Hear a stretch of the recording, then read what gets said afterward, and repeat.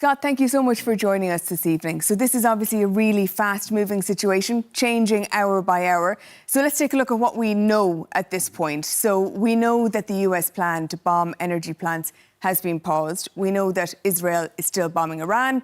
Iran is still bombing Israel. The Strait of Hormuz is still closed. And just this afternoon, then, this breaking news that thousands of US Marines are on their way to the Gulf.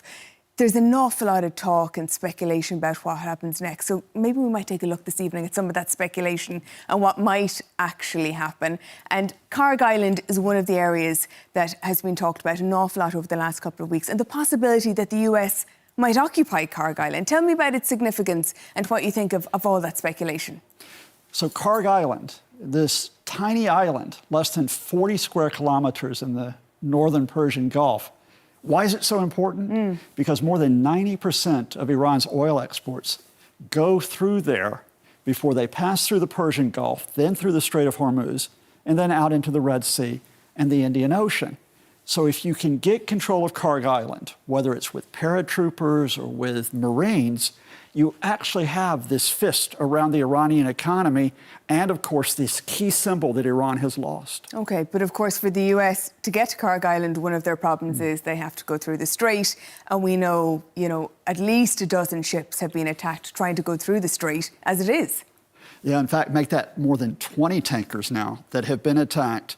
And you'll notice that most of them are right around the strait, which is only about 30 kilometers wide at that point between Iran to the north and then the UAE and Oman to the south. Now, if you're thinking about these tankers carrying the oil, they're some of the largest in the world. And they're going through this narrow funnel, which means that if someone wants to put mines there or someone wants to attack them with small boats, they're at their most vulnerable as they're making that passage. So does that mean the US can't get to Kharg Island even if they want to? They can make the run to Kharg Island with these amphibious assault vessels. There's one coming in from Japan, there's one sailing in from the United States, but they've got to run that gauntlet. Now, although the Iranian Navy, a lot of it has been sunk or degraded, the Iranians do have a lot of small boats, they have those drones, they have those missiles. So the Americans might think, instead of coming in by sea, they might consider an airborne assault. So today, the 82nd Airborne, 3,000 members of that unit were mobilized, and it's being headlined by the Americans. Maybe this is the way we hit Kharg, by dropping them in from the air. If they get there, can they occupy it and can they defend it? They probably can get into it because there's a lot of firepower when you combine the possibility of those 5,000 Marines and those 3,000 airborne. But look at Kharg Island here. You've got all these oil installations in the southern part of the island. And think about how vulnerable that is if you have even one or two munitions that hit those fuel tanks. It could set everything off down there. So let's say that you put your defense lines up in the north. Okay, the problem here is that the Iranians are only just about 30 kilometers away from their coastline, and they still have drones, they still have missiles, and now they have a target. And while the Americans are occupying, they still haven't got defenses. They have to try to set up their defenses before the Iranians can fire on them. OK, so that is fraught with difficulty. Another possibility that has been speculated about is the possibility of Americans trying to occupy some of the southern coast of Iran. Talk to me about that. So the southern coastline of Iran is, this really long coast along the Strait of Hormuz and the Persian Gulf. And you might think, all right, if we take all of that coastline, we push the Iranian military back, we push the drones and the missiles back. But you've got a couple of problems here. First of all, Iran, this is a really large country. It could cover most of Europe. And you've got more than 90 million people in Iran. So how many troops do you need to put in to get a foothold? And then, even if you get that foothold, well, it's not as flat as it looks like on this map. Yeah, talk to me about the geography, because this is really important. It's not like rolling the tanks into Iraq. No, absolutely not. Because Iran is not like we think of the Middle East in terms of the deserts there.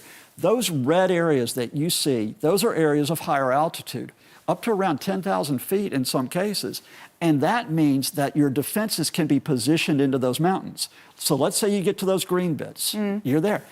The Iranians can fire from the mountains down upon you, But if you try to then push into Iran, you're going into defended mountainous territory, which is not that easy to traverse. Okay, so big problems if they do decide to try and put boots in the ground in some way or another. Let's talk then about the political or diplomatic solutions that might exist. We've got three men here from three different countries, really with three different objectives, don't they, with Netanyahu, Trump and Khamenei. Talk to me about their objectives and how we could possibly find some sort of compromise. You're not making this easy for me, are you? No.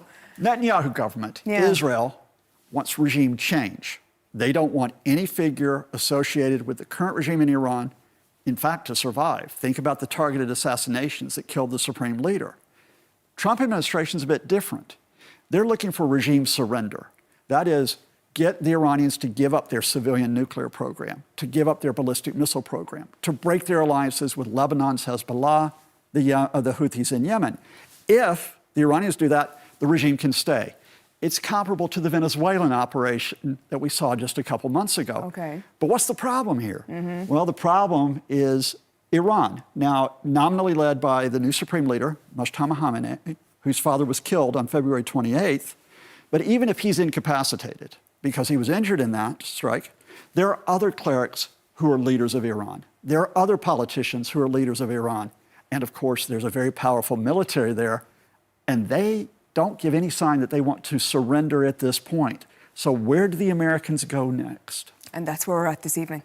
Where we are this evening is that American officials have sent out a message to try to have talks with the Speaker of Iran's parliament, a man named Mohammad Bagher Ghalibaf, former head of the Revolutionary Guards, longtime politician. What's the problem for the Americans? They may say that they'll meet him in Pakistan, but Ghalibaf is saying publicly, I don't want to see you. In fact, any talk of negotiations, well, you know, that's fake news. Scott, thanks so much for joining us. Thank you, Sarah.